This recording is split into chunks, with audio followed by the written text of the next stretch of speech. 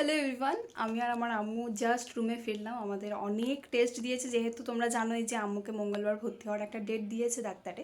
তো সেজন্য আমাদের অনেকগুলো টেস্ট ছিল যেগুলো অপারেশনের আগে একদম করাটা ম্যান্ডেটারি। তো সেজন্য আমরা একদম সকাল সকাল বেরিয়ে পড়েছিলাম আজকে যে সমস্ত ব্লাডের টেস্টগুলো আছে সেগুলোর জন্য।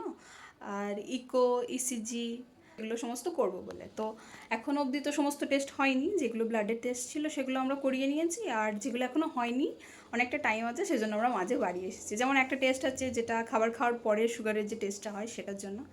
তো ফ্রেশ হবো, খাওয়া দাওয়া করবো, দেন আবারও বেরোবো।